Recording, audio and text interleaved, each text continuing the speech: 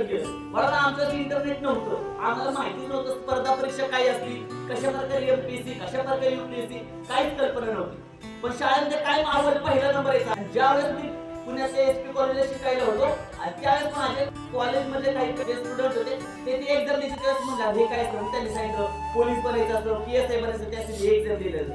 एवढी उदासीनता त्यावेळेस आम्हाला ह्या ज्ञानाच्या गोष्टी प्राप्त नव्हत्या. मग कदाचित ते राहून गेलं बरं झालं. म्हणजे एखादा अधिकारी राहिलो असतो तर कुठेतरी कोणत्या तरी ठिकाणी जाऊन मी माझं कुटुंबच सांभाळलं असतं. पण जर आपल्याला या आपल्या महाराष्ट्राचा संसार थाटायचा असेल तर कोणत्या तरी स्वप्नीलच्या संसाराला तिरंजनी द्यावीच लागणार आहे. या उद्देशाने मी आज श्री क्षेत्र आंबोडी या ठिकाणी विद्यार्थ्यांना घडवतोय. म्हणून ही सगळी मुलं घरी गेली ना निघून, तरी तिथं आमचा अर्धा एकरामध्ये मोठी संस्था आहे. एकट्याच्या संस्थेमध्ये थांबतो. म्हणजे हा तुका म्हणे घालुताईवरील भार वाव हा संसार देव पाहिजे, या भावनेतून उभी केलेली ही संस्था.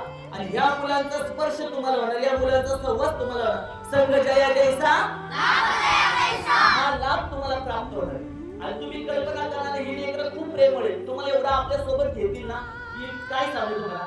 पण ज्यावेळेस आपले संस्कारक्षम धडे चालू होतील, ज्यावेळेस तुम्ही तुमचे प्रश्न शाळेच्या बाहेरच्या आवकाच्या बाहेरच्या आम्हाला विचारा, त्याचं निरसन आम्ही करू. तुमच्या जीवनातली स्वप्न सांगा, ध्येय सांगा, त्यासाठी आपण कशा प्रकारे रोड मॅप तयार करू शकतो ते तुम्हाला आम्ही वळू आणि त्यातून आपण चांगल्या प्रकारे घडू शकतो.